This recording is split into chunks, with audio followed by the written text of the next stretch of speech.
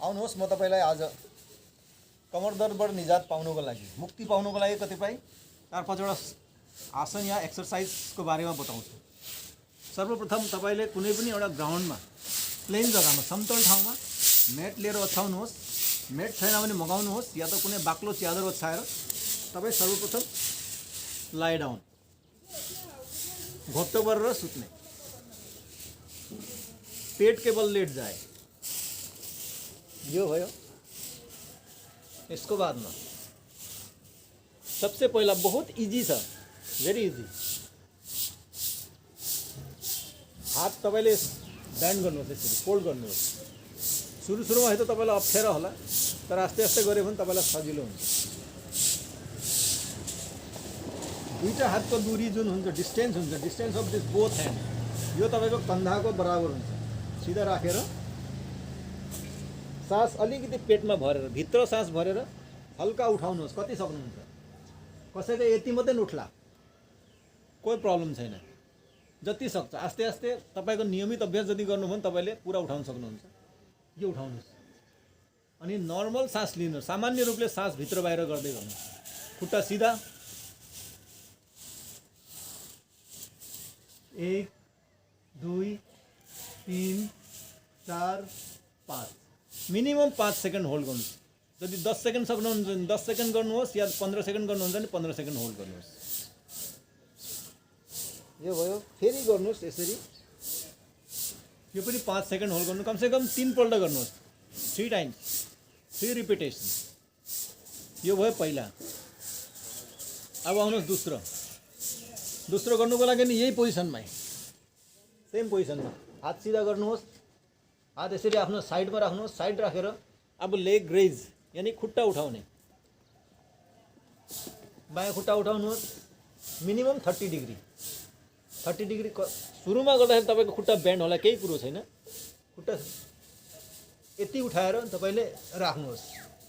सास तपाईले नर्मली लिँदै गर्नुहोस्। Minimum 5 second hold. 1 2 3 4 5। Slowly relax. अब 1 2 3 4 5 रिलैक्स। यो खुट्टा उठाउने तपाईले कम से कम 3 वटा सेट गर्नुहोस्। यो अहिले मैले 1 सेट गरेँ, यो तपाईले 3 सेटबाट 5 सेट गर्नुहोस्, रेगुलर एकदम। यो भयो दोस्रो एक्सरसाइज। अब तेस्रो एक्सरसाइज छ, यो पनि सेम पोजिसनमै, यही पोजिसनमा तपाईहरु सुत्नुहोस्। एउटा हात आगे, पहिला राइट ह्यान्ड आगे, लेफ्ट ह्यान्ड देब्रो हात यहाँ पछाडि पिठुमा ल्याउनुहोस्। लिएर अब यो दाहिना हात र यो देब्रो खुट्टा उठाउने, दायां हाथ और बायां पैर उठाना है। धीरे धीरे हल्का सांस भर्नुहोस्। सांस भरेर उठाउनुहोस् यसरी। यो सुरुमा तपाईलाई तकलिफ होला, किन्तु अभ्यास गरेको बादमा तपाईलाई सजिलो हुन्छ। मिनिमम 5 सेकेन्ड होल्ड गर्नुहोस्। 1 2 3 4 5 रिलैक्स। अब पोजीशन चेंज, स्लोली।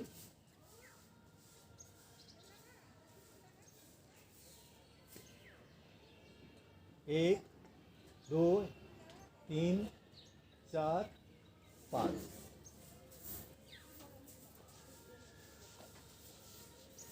यो मैले 1 सेट गर्दै, यो तपाईले 3 सेट गर्नुहोस्। सुरुमा तपाईले 5 सेकेन्ड नै होल्ड गर्नुहोस्। 5 काउन्ट होल्ड गर्नुहोस्। त्यसको बादमा काउन्ट बढाउँदै जानुहोस्। कम से कम 15-20 दिन कन्टिन्यू गरेको बादमा तपाईमा आफै तपाईले फिल गर्नुहुन्छ, अनुभव गर्नुहुन्छ कि मेरोमा गर्ने क्षमता आस्ते आस्ते बढ्दैछ। त यो भयो तेस्रो अभ्यास। चौथो छ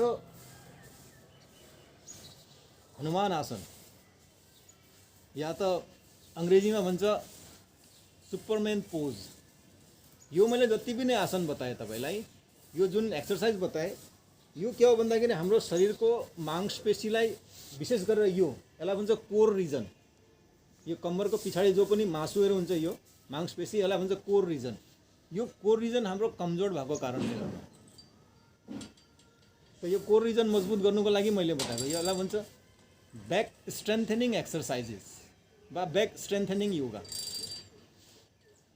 तेस्रो भयो चौथोमा चाहिँ फोर्थ एक्सरसाइज हात अगाडि गर्ने पुरा स्ट्रेट।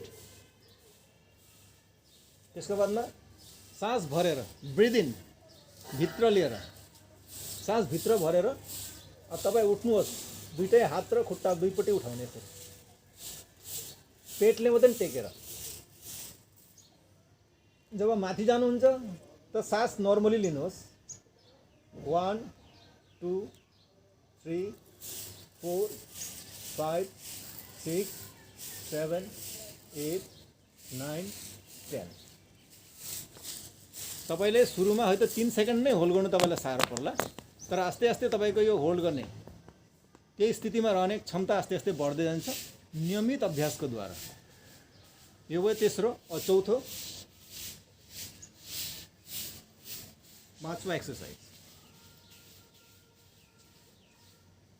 यसरी 4 पाउले टेक्नुहोस्, दुईटा घोडा और हातले टेक्नुहोस् र ठिक पोजिसन राख्नुहोस् तपाईको। यो भयो। यो पोजिसनमा बसेको बादमा यो खुट्टा पनि दुईटा घोडाको डिस्टेन्स यो राख्नु यतिको, यो कन्दाको बराबर, र हात पनि यसरी राख्नुहोस्। यो खुट्टा यस्तो होइन, यस्तो राख्नुहोस्। यो भयो। यसको बादमा दाहिना हात र बायाँ खुट्टा यसलाई स्लोली सास नर्मल लिँदै गरेर नर्मल सास दिएर हल्का यसरी उठाउनुहोस् स्ट्रेट यो पोजिसनमा। कमसेकम 10 to 15 सेकेन्ड होल्ड गर्नुहोस्। 1 2 3 4 5 6 7 8 9 10। सुरुमा ब्यालेन्स गर्नु अप्ठ्यारो होला, केही छैन, आस्ते आस्ते गर्दाखेरि हुन्छ।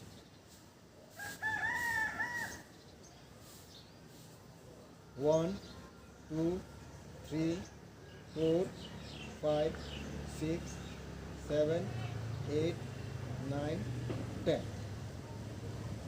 यो भयो पाँचवा अभ्यास।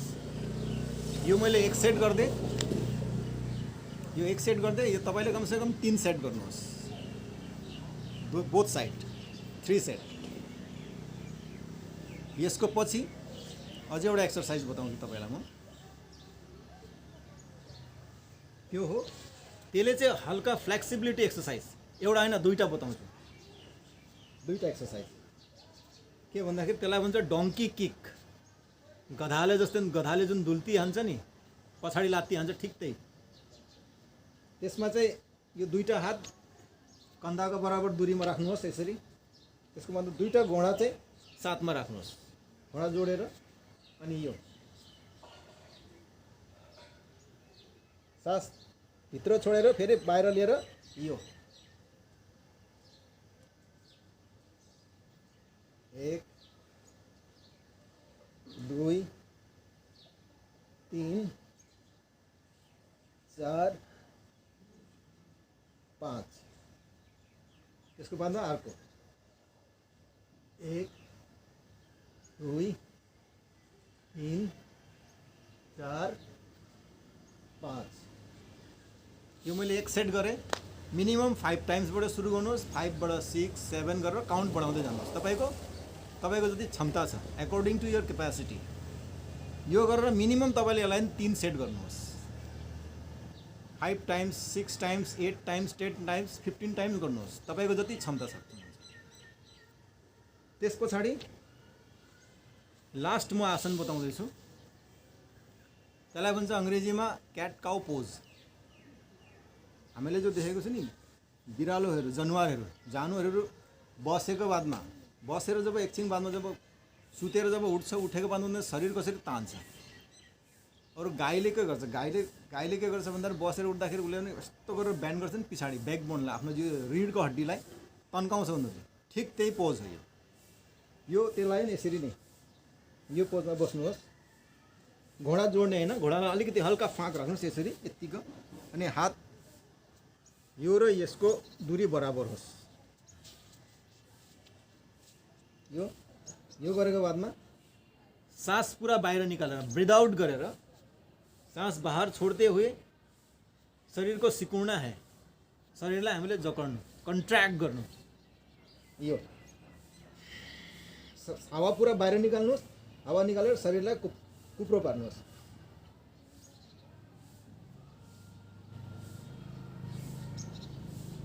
त्यस पछाडि सास लिएर काउ पोज, फेरि सास पूरा छोडेर क्याट पोज।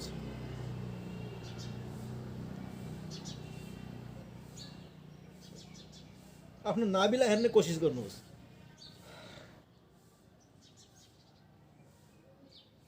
अनि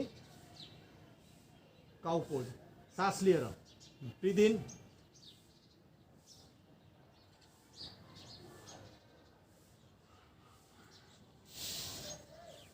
यो यस्तो गरेर कमसेकम मिनिमम 5 टाइम्स गर्नुहोस्। जस्ट 3 सेकेन्ड होल्ड गर्नुहोस्। आस्ते आस्ते तपाईँको होल्ड गर्ने क्षमतालाई तपाईँले बढाउनुहोस्। कमसेकम 5 सेकेन्ड होल्ड गर्नुहोस्। यो जुन मैले 6वटा अभ्यास तपाईँलाई बताइदिएँ, यो 6वटा अभ्यास यदि तपाईँले नियमित रूपले गर्नुभयो भने म तपाईँलाई ग्यारेन्टी दिन्छु तपाईँले कुनै प्रकारको औषधि वा मेडिसिन लिनु पर्दैन। पेन किलर खाएर तपाईँ बस्नुहुन्न, किनभने पेन किलरको के छ भन्दाखेरि ज्यादा तपाईँले पेन किलर खानुभयो भने त्यसको साइड इफेक्ट के छ, बादमा गएर तपाईँको किडनीमा असर पर्छ, बादमा गएर किडनी फेल हुने सम्भावना हुन्छ। बहुत मान्छेको भनाइ छ रक्सी नखाने मान्छे, जाँड रक्सी नखाने, गुटखा नखाने मान्छे पनि किडनी किन फेल भयो भने यो कारणले गर्दा हाम्रो औषधिहरू ज्यादा मात्रामा लिन्छौँ। अरू कुनै पनि यदि तपाईँले दबाई खानुहुन्छ भने, ट्याब्लेट यदि खानुहुन्छ भने कमसेकम 200 ml पानी पिउनुहोस् या त 1 ग्लास पानी पिउनुहोस्।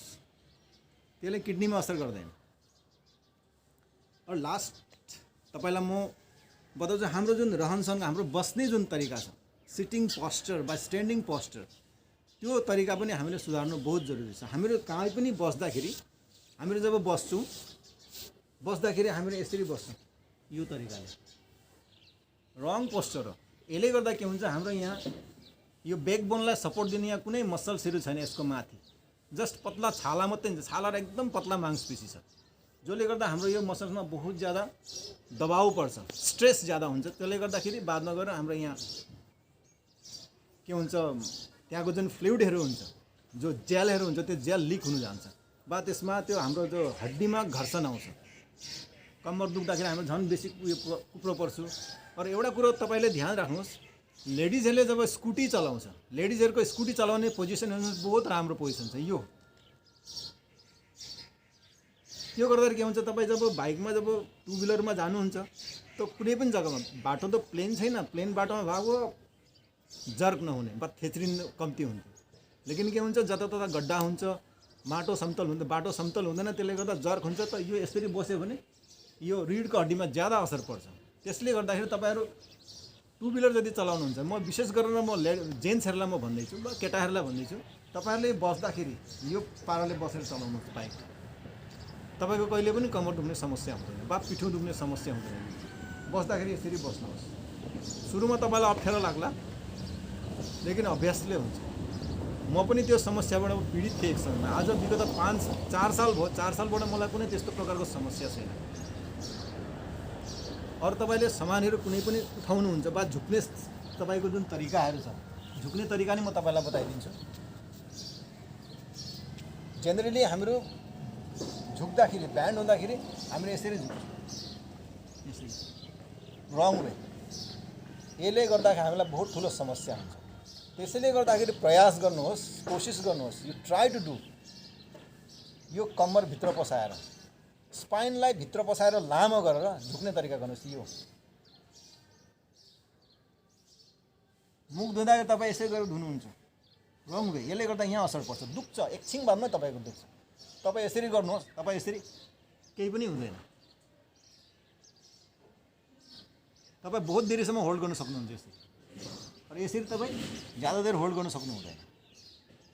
यस्तो गरेर के हुन्छ, तपाईँको जो रिडको हड्डीहरू हुन्छ, जुन चाहिँ जोइन्टहरू छ, त्यो पुरा कन्ट्र्याक्ट भएर बस्छ, स्ट्रेट भएर बस्छ, एकअर्कालाई पुरा सपोर्ट दिएर। यस्तो ब्यान्डभन्दा सपोर्टै हुँदैन, जसले गर्दाखेरि कम्मर दुख्ने समस्या हुन्छ। अरू लास्ट एन्ड सबसे लास्ट एउटा कुरो बताउँछु, तपाईँले कुनै पनि सामानहरू उठाउनुहुन्छ, वजन यदि उठाउनुहुन्छ भने वजन उठाउँदाखेरि तपाईँहरूको वा हाम्रो जेनरली हामीले कसरी उठाउँछौँ भन्दा यसरी उठाउँछौँ। नो, समस्या यहाँबाट सुरु हुँदैछ। यस्तै सानो सानो चिजबाट तपाईँले सामान उठाउनुहुन्छ त गल्फको प्लेयरहरूलाई देख्नु भएको छ नि, हल्का सानो सामान उठाउँदाखेरि यो गरेर उठाउँछ, यसरी उठाउँछ। एउटा खुट्टा ब्यान्ड गर्नुहोस्, यहाँ हात दिनुहोस्, यसरी उठाउनुहोस्। हल्का सामान जति उठाउनुहुन्छ। अरू यदि भारी सामान उठाउनुहुन्छ भने, भारी सामान कमसेकम 5 केजी 3 केजीको सामानहरू उठाउँछ भने तपाईँ बसेर वेट लिफ्टरलाई हेर्नु भएको छ, वेट लिफ्टरले कसरी उठाउँछ सामान, यहाँ राखेर यसरी उठाउँछ। यो दिस इज द पोजिसन। यसरी नउठाउने, यहाँ असर पर्छ र बादमा गएर तपाईँको समस्या हुन्छ, झन् उमेर हुँदै जान्छ, झन् बेसी समस्या हुन्छ। त्यसैले गर्दाखेरि अलिक कतिपय हाम्रो पोस्टरहरू पनि हामीले बस्ने तरिका, काम गर्ने तरिका, हिँड्ने तरिका, यो सब तरिकाहरू यदि हामीले सही राख्यौँ भने हामीहरू कम्मर दर्दबाट, कम्मर दुख्ने समस्याबाट हामीहरू मुक्ति पाउँदछौँ। त मलाई लाग्छ आजको यो सेसनले कम्मर दुख्ने समस्याबाट मुक्ति पाउनमा तपाईँहरूलाई धेरै मद्दत गर्छ भनेर मलाई लाग्दैछ। र यतिमै आजको यो च्यानल म समाप्त गर्दछु। र एउटा अनुरोध छ लास्टमा कि कृपया तपाईँहरूले मेरो च्यानललाई लाइक गरिदिनुहोस्, सेयर गरिदिनुहोस्, अरू सब्सक्राइबको बटनलाई तपाईँले दबाइदिनुहोस्, र ताकि मेरो जुन नयाँ भिडियो आउँछ, नयाँ भिडियो आउँदाखेरि तपाईँलाई नोटिफिकेसन जाओस्। त धन्यवाद, नमस्कार।